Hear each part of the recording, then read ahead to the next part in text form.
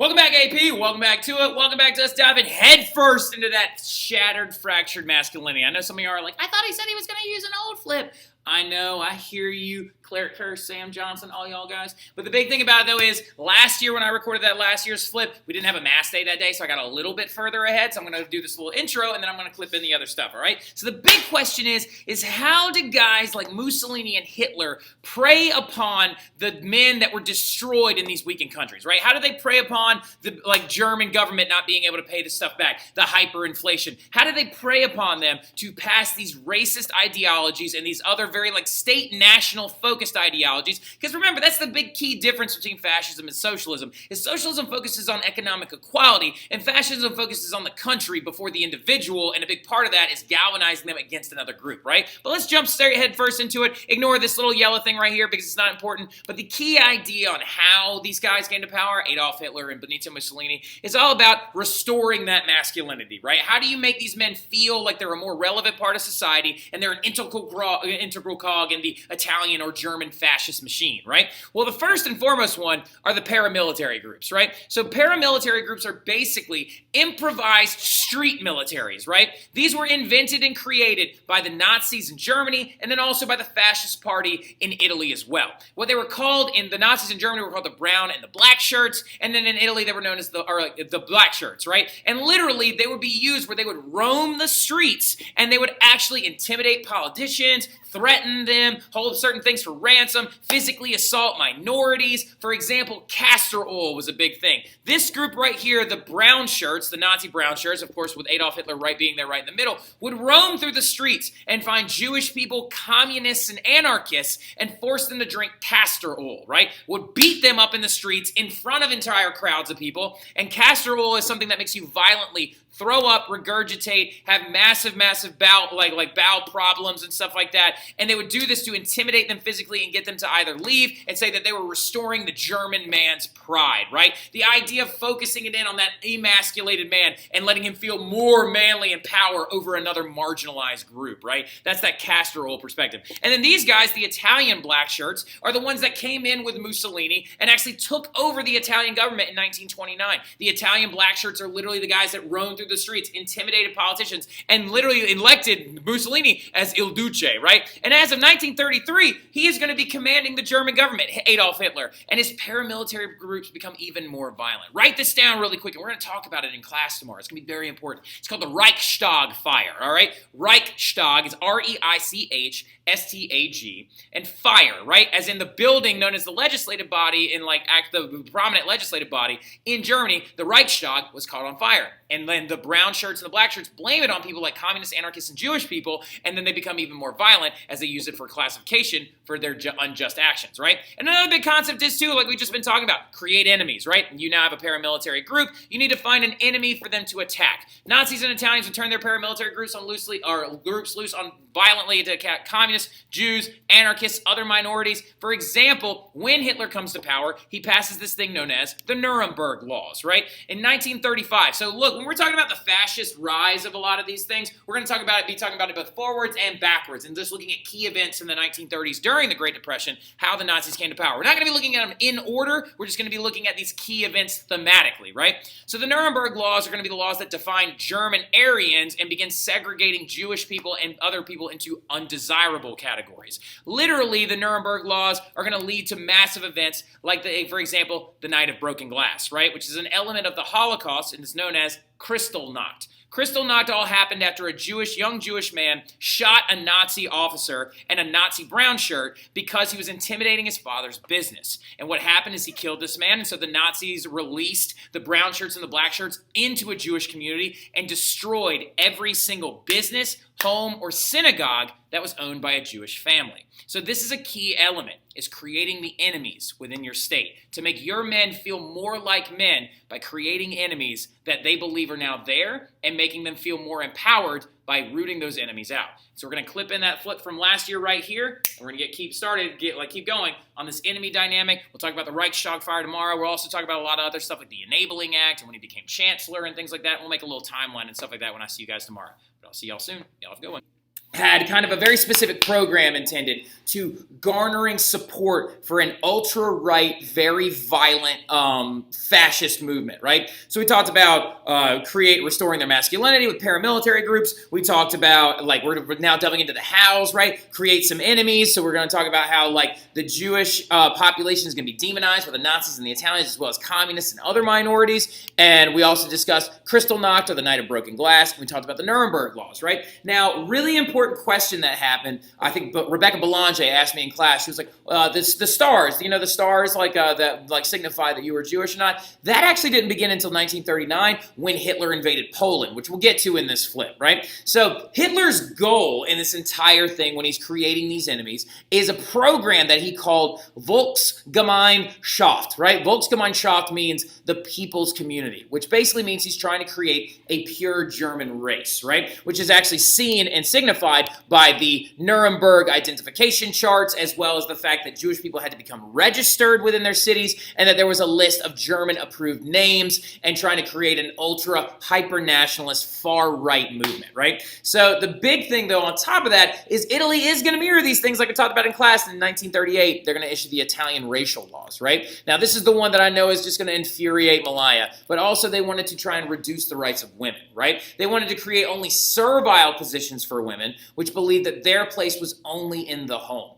to make them depend on a man's wages, right? So the big thing you got to understand is they're trying to reconvince or resume or push the entire idea that rights of women need to be rescinded back, right? Create only servile positions for women that believe their place is only in the home, which makes them depend on a man's wages. Because when the Great Depression actually hit, women were more likely to keep their jobs because they were paid less. This is going to create even more fractured masculinity issues, leading to a giant population of men that can be recruited by Hitler, by Mussolini, right? So this is a big part of the actually Frauenwarte, which means like women's work, literally is what this like thing means. And you see the man is the defender, the laborer, and the woman right here is raising a child, right? This is an Italian one that shows that a woman is actually the raiser of children and the raiser of fascist youth, right? So going forward, though, another big thing also is promising them work, right? Because they're not just disenfranchised veterans. They're not just fractured, emasculated men that have lost their jobs due to the Great Depression. They also need to be directly employed, right? So how do you employ men in your paramilitary groups in a labor service, right? That's what you're going to end up doing. So this created the actual Nazi labor forces, the fascist labor forces, and this right here, you can actually see that Mussolini created a huge amount of Italian fascist architecture that resembled ancient Rome and things like that. This is a reconstruction of an Olympic rink, of an actual like Olympic competitive ring. This right here is actually the spade of the Nazi workforce. And as you can see right here, the idea was like, give me your rifle, I'll give you a shovel, and we'll create government-sponsored programs where you will actually work, right? Now, the problem with this system was that it caused massive debt for the government, yes. But Hitler did promise to make the money back in future conquests. So even early on in Germany's fascist recruitment and the development of their fascist nation, based on the hatred of other people, another big way he's going to convince people that he is the proper way to go, which he's not, because he's evil, right? And he goes against basically every single Christian value that we ever actually teach at this school. This caused a massive debt for the government, yes, but Hitler promised to make the money back in those future conquests, right? So he's even talking about invading areas of Europe early, right? Also, another big one, indoctrinate the youth, right? Create youth organizations to teach your hateful ideology at a young age. This, for example, is a picture of the Hitler Youth, and over here is a picture of the Italian Youth, right? So let me get a timer going really, really fast. Really quick. Hold on.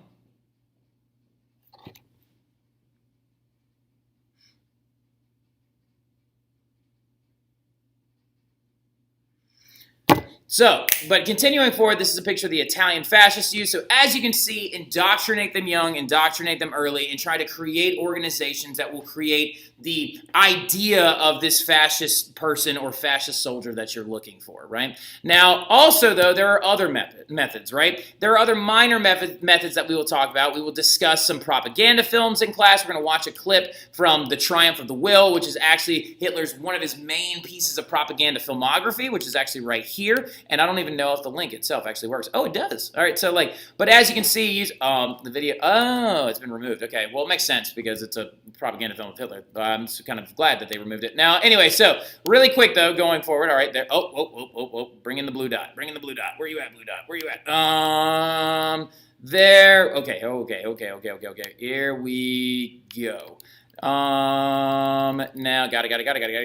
All right, so here we go. Now, you also have propaganda, which is there's two types of propaganda. There's positive propaganda and negative propaganda. Positive propaganda usually tries to create positive feelings about an individual, but he also used film, and Hitler also used radio. This actually right here actually says the people's radio, right? Volksempfänger, right? So Empfänger, is the actual people's radio that Hitler would oftentimes do broadcast through, right? Negative propaganda also was a very major attempt, like Nazi book burnings, for example, or burning anything that was a negative connotation towards Germany. For example, one of my favorite books was actually burned en masse in Germany, All Quiet on the Western Front, right? Also, there's another big one, too, that really creeps me out. There's this idea, okay, and it's called Kraft durch Freude, right? Kraft durch Freude literally means strength through joy.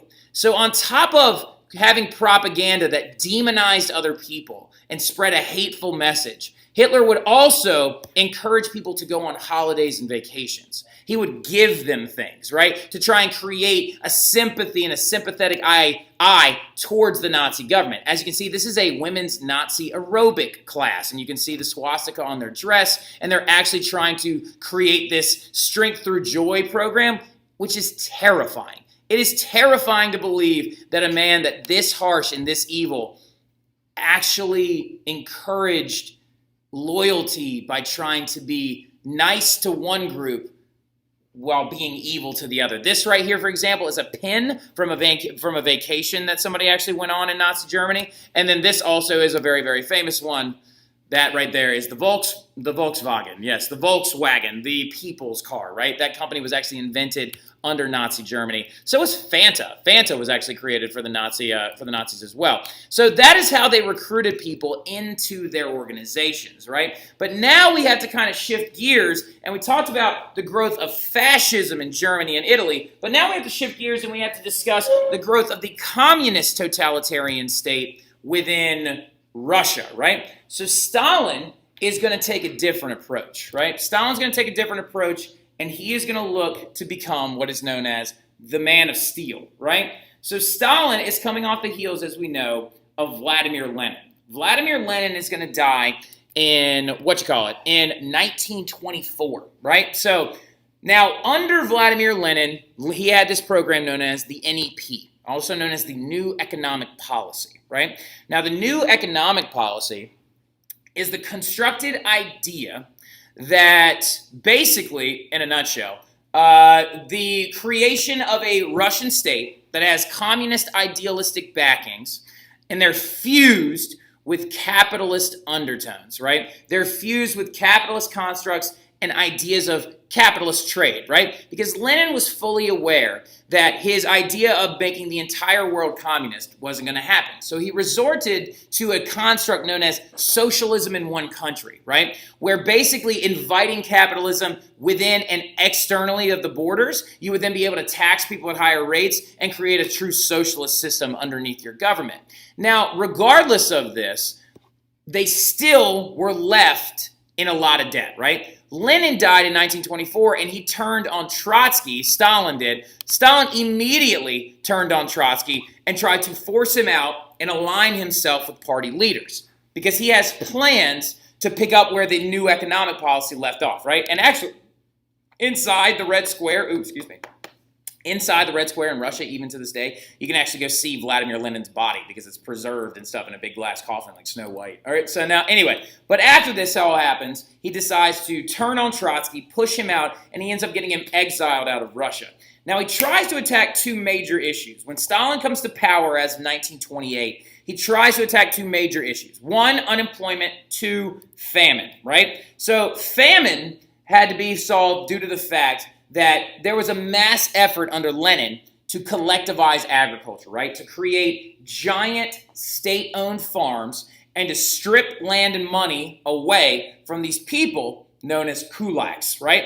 Kulaks are middle-class farmers that owned land in Russia and actually profited off of their labor. Now, this was demonized by the communist state, and this would be part one of what Stalin would call his Great Purges, right? So the first one, his Great Purge part one, was basically to literally strip land, strip money, and execute middle-class farmers, which is ridiculous in his first part of his Great Purge, and it actually was a huge backfire, right? So he executed the kulaks and actually took their land and their money away from them in his first part of his Great Purge, and this is going to backfire on him tremendously, and the famine is going to get much worse, and 10 million are going to die due to this famine as a result, right? Part two of the Great Purge was to blame his own Bolshevik party for this plan, right? So he then turns on the Bolshevik leadership and says that it's not my fault and it's not the fact that we executed the kulaks why we're not making as much food. It's actually y'all's fault. And that turned into the opening of the gulags, right? A gulag is a Russian labor camp, right? A Russian labor camp that resembles much like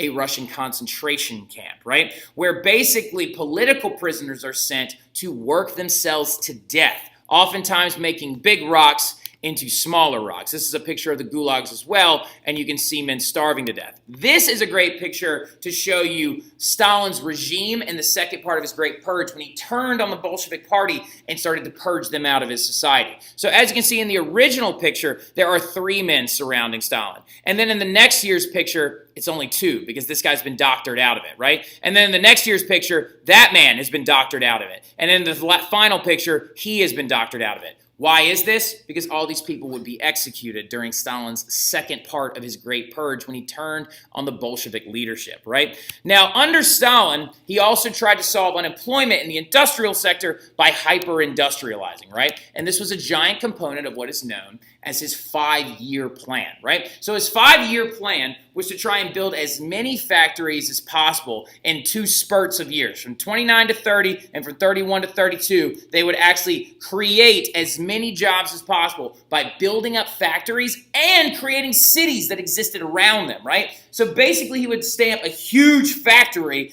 in one spot and build a city around it to provide jobs and living areas for those people. Now, the big one is Stalingrad, which had a massive tractor plant there. Then there's Magnitogorsk, which has a huge steel plant there. And then there's another one, the Ural coal mines, right? The Ural coal mines is going to be a big one as well. And the thing about that is that they're going to create these towns around them to try and force the industrialization of Russia. Now, this is going to build up cities, yes. But the big thing about it is he wanted to mass employ workers, and yes, it's going to increase production to over 150%, but the downfall of the 5-year plan is you still had famine on your hands, and you were still executing kulaks, and you also were creating just a huge working class that was then going to, again, need to be propped up by the socialist government, right? So that right there is the 5-year plan under Stalin. Now, meanwhile, in the East, yes, there's a 4th group we haven't even brought up because they are not fascist nor communist, okay? Japan is a whole other different scenario, and we will gloss over them really quickly.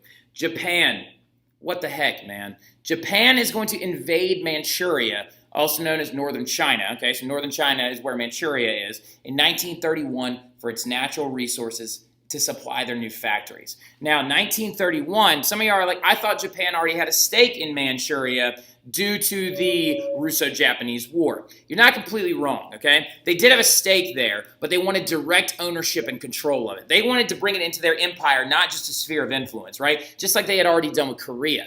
Now, there was no declaration of war issued whatsoever, and Japan just attacked. When the League of Nations tried to come down on Japan and said, you cannot do this, you cannot just attack civilian targets without with an unprompted declaration of war. Japan is going to leave the League of Nations, right? This showed the downfall and the weakness of the League of Nations, and another big reason why the Americans never joined, okay? Why they're going to do this is because it's under the advisement of their 2 main leaders, okay? The first one, the God Emperor Hirohito, right? So Hirohito, okay, the God Emperor himself, is going to be led by this man, Hideki Tojo, okay? So it's important that you know that both of these men were leading over Japan. The Hirohito as their emperor, Hideki Tojo as their war minister and war leader, right? Now, the Nanjing massacre is going to be a massive result of this as well. And in 1937, the Japanese military is going to swarm into the city of Nanjing, which is actually in northern China, and lead a massacre of people that resulted in anywhere. We don't know for sure how many civilians were killed, but it was a massive purging genetically of trying to assault women, killing of children and women, killing of elder populations, and we don't know how many people were killed in the Nanjing massacre, but we know it was anywhere from 40,000 to 300,000 people when they invaded this one particular city. Now, these areas is where Japan is going to try and create their new extension of their empire and invade the weakened China following the imperialism that they were under by the Europeans. Now, some of you are like, man, we are covering some stuff today. Yes, we are covering some stuff today. We're trying to get after it, right? So now that they have support, okay, now we're jumping back over to Europe, right? So we're now going back over to Europe and getting into the 1935 territory. Germany and Italy are going to begin to push back on the Treaty of Versailles barriers, right? The Treaty of Versailles put up a lot of barriers saying you can't do this, you can't do this, you can't do this to Germany in particular, right? It didn't really create any restrictive barriers on Italy. However, Italy is still going to provocate some things and create some issues when they invaded and conquered Ethiopia in 1935. Why did Mussolini do this? Because the Italians failed to invade Ethiopia and got beat by Ethiopia during the late imperialist period in the late 1800s. So why would a fascist dictator invade the place that you failed to invade in the first place? Masculinity, the fractured masculinity, encouraging the fascist Italian pride, right? So that's a big thing that you need to remember. Now look, in 1935, you have to understand that the Treaty of Versailles says Germany can only have an army of no more than 100,000. No more than 100,000. That's it, right? The draft in Germany would be banned. You are not allowed to have an air force whatsoever, and you're also not allowed to have a fully functional navy. So no submarines, Germany. And if your navy exists, it is going to be very small. Well, in 1935, Hitler begins to bring back the draft. He makes his army of over 500,000. 13 million Germans would actually serve in World War II. Hitler's going to create the Luftwaffe, which is the German Air Force, and he's also going to build up the Navy. So he's directly violating the Treaty of Versailles in 1935. And the Allies do nothing. And in 1936, the Treaty of Versailles says the Rhineland is to remain a demilitarized zone. To give you a reminder, this is the Rhineland. This is the border between France and Germany. And this area was to remain free of German military movement, especially in this area known as the Ardennes Forest, all right? Hitler remilitarizes the Rhineland. He puts an army in the Ardennes Forest. And then in 1938, the Treaty of Versailles says Germany must respect Austria as a country and must give them full autonomy and not create any diplomatic ties with them, especially wartime alliances. So Hitler annexes Austria and brings them into Germany in an event known as the Anschluss in 1938. So he just annexes Austria and just sucks it right into the German, in creating a bigger Germany. He then proceeds to go into Austria and raid it for its material wealth, right? What the heck? Why? Why are the Allies doing nothing? It's because of the strategy that they're practicing. They're practicing a strategy known as appeasement, okay? Which is the policy of conceding to prevent war, okay? The thing you have to understand is that the Allies were letting Hitler do this. They were allowing him to do this, okay? Allowing it. Fine with it, okay with it. Because he believed that they were the spineless leaders of democracy and they weren't going to stop him. And the worst part about it was he was right, okay? Hitler then annexes this place known as the Sudetenland in 1938, after he annexes Austria. The Sudetenland is all this stuff in Burgundy. Why did he want this little weird part of Czechoslovakia? Because he said some Germans lived there, right? So he annexes this area and the Allies give in again. And they sign this thing known as the Munich Agreement saying, it's okay, Hitler, you can annex that area of Czechoslovakia. And at this meeting and at this entire Munich Agreement, known to Czechoslovakians as the Munich Betrayal, they allowed Hitler to do this.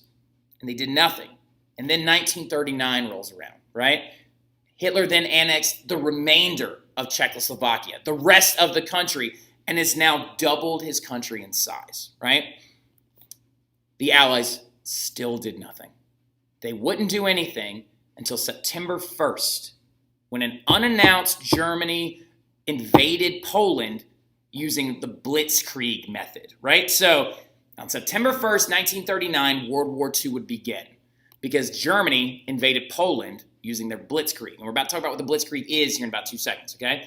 France and the UK finally declare war in 1939 as of September 1st, the second a German boot steps foot into Poland, right? So when this occurs, the U.S. and the Allies now come entering into the war. However, the first phases of the war are a dramatic Axis victory, right? So in the European theater, the Axis powers, known by their tripartite pact in September 27th, 1940, when they actually created this thing. So it was Germany, Italy, and Japan, right? That is your Axis powers. The Allies are France and Britain, but what about Russia? Why is Russia, or the USSR, also known as the Soviet Union now being led by Stalin, who is purging people left and right, why are they not in the alliance? Why is France and Britain alone in this alliance? Well, it's because the Nazis and the Soviets signed this thing known as a non-aggression pact on August 23rd, 1939, right? The Nazi-Soviet non-aggression pact created a set of provisions, right? And the provisions that Stalin and Hitler made together, which I know Malaya knows about this because I know you referenced it one time in class.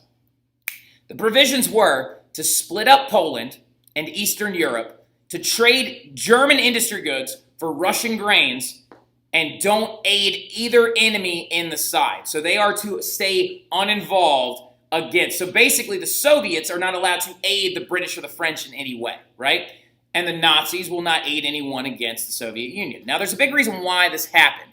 Because the Soviets had a plan. They wanted to go fight a different war, right? So the Soviets were in the middle of a different war. This freed them up to go fight Finland in this thing known as the Winter War, right? And the Soviets come in, rush into Finland, and regardless of losing a heavy number of people and a heavy number of armaments, the Soviets take over the eastern area of Finland in this Winter War and end up winning, right? And the U.S. remains neutral, right? So did the Axis learn from World War I? Did these guys learn that World War I was fought so poorly, and that's why the Central Powers lost? You bet they did. The Axis realized to prevent the two-front war, sign that Nazi aggression pact with the Soviets, right? Now you can focus your entire force on France and Britain. And they also wanted to prevent a trench war. So they adopted this thing known as the Blitzkrieg, right? The Blitzkrieg is known as the lightning war, right? That is what it means in German, okay? To avoid a stalemate of trench warfare, the Axis powers used heavy machinery-based attacks, right? The Luftwaffe, known as the German Air Force, tanks rolled in an immediate invasion, and they went aggressively and quickly, hence lightning war, right? And this is going to devastate the Allied armies, and it's going to devastate their civilians' ability to fight this war and keep producing war materials, right? Because now the German Luftwaffe has single propeller, not turbine powered, but single propeller planes that can travel further distances. They're more maneuverable. They have fighters and long-range bombers, right? So the Blitzkrieg is extremely effective, mainly due to practice, right? Because the Germans and Italians had already used this. So something we didn't talk about that I'm just bringing up briefly is that the Spanish Civil War lasted from 1936 to 1939 when a fascist dictator by the name of Francisco Franco used his military to attack and take over his own country, right? And the Germans and the Italians aided him by using their Blitzkrieg tactics. So when World War II began, the Germans and the Italians already knew how to use the Blitzkrieg, and they went after him, right? And it causes not only psychological damage, but also physical damage, right? And you have to understand that in the Eastern... Nah, we're going to move on with that. They're still invading China. All right, so now, anyway, so don't need to write that last one. But what Hitler's goal was is this concept known as Lebensraum. Lebensraum is living space, okay? He believes that he needs to grow the territorial gains of Germany and give it to the German people because he believes that Germans need more room, right? Because that they are too densely populated. So he wants to take over more area and repurpose it for German people. So the Germans are going to use the Blitzkrieg against Norway and Denmark. Then they're going to use against France, Netherlands, and Belgium. And they're going to overwhelm their unmobilized forces, okay? But in May 1940, a big thing happens. And Winston Churchill is going to be elected as the Prime Minister of the United Kingdom. Churchill, as Prime Minister of the United Kingdom in 1940, he offered and brought in an Otto von Bismarck-like character. And he says, I have nothing to offer this position but blood, toil, tears, and sweat, right? And he is credited with being the guy that kind of lifted Great Britain through the war, right? Kept them mobilized, kept them aggressive, and kept their factories running. And he had been speaking out about the rise of Hitler the entire time, right? He actually was a member of parliament all the way back in the First World War, right? And a part of the War Commission during the First World War. And he was an experienced politician. He was a soldier himself and was a phenomenal wartime leader. Regardless of his politics, because some people believe that he was politically less inclined, I disagree. I think he was the right person to lead Great Britain during this war, right? So Germany overwhelms France, though, okay? So the plan is the Germans want to do like the Schlieffen Plan oriented. Knock France out as fast as possible. So they rushed in and they managed to corner an entire British regiment and the entire French regiment behind this thing known as the Maginot Line, which we'll talk about in class, right? So they overwhelmed the French forces at the Battle of Dunkirk, right? And then that led to this thing known as the evacuation of Dunkirk. Because as you can see, Nazi troops using their blitzkrieg methods herded the entire French military forces in northern France, which Dunkirk is in Normandy, right? And they want to set up and create a battle line across the entire coast to protect themselves from invasion by the British, right? They overwhelmed the French forces, but then all of a sudden, they just stopped, right? They set up a perimeter around this area, and the British managed to evacuate the massive, unprepared French army, right? So the German military came in and they the German military came in and fought off this unprepared British and French army. And the British are going to evacuate 360,000 troops off the beaches of Dunkirk in northern France. And they're going to use not only naval vessels, but they're going to even use civilian fishing ships. It's known as the Miracle. Now, the weird thing was this Hitler's plan? Did he want to let them leave? Did he plan to let them leave? Because nobody really knows, because all of a sudden the invasion just stopped.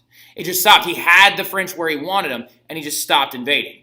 Now, was this his plan to evacuate this large division of French troops, over 360,000 of them, to isolate them in Great Britain and create this defensive territory? We don't know. Some people say it was a blunder and that he should have kept attacking. Some military historians do anyway. But following the evacuation at Dunkirk, or the Miracle of Dunkirk, right, Germany and Italy are then going to invade France, okay? But I'm talking the northern area of France to try and get to one key city, the place they could never take in World War I. You know it is Paris, right? So Britain was unable to assist them, fearing devastating losses during this invasion. So the Nazis are going to push south from Dunkirk, right? So if we look right here, Dunkirk is actually located in this right here. They push south directly at Paris. And on June of 22nd, 1940, the Nazis forced the French to surrender. That's right. France was out of this war. As of June 22nd, 1940, there is only one ally remaining. It's Great Britain. It's Great Britain. That's the one, right? But there's a massive difference, though, as you can see on this map. This is Vichy France, and this is northern France. The Vichy French refused to aid the French military. They withdrew their forces. They allowed the Nazis to take Paris because they entered into an agreement with Hitler that they would refuse to fight them. So the south of France allied with the Nazis and the Vichy government. A lot of Vichy French soldiers would even fight with the German troops in World War II. And that now only leaves one ally. And Russia is in Hitler's back pocket. So we'll talk about what these implications mean in the next class, but I'll see y'all then. Y'all have a good one.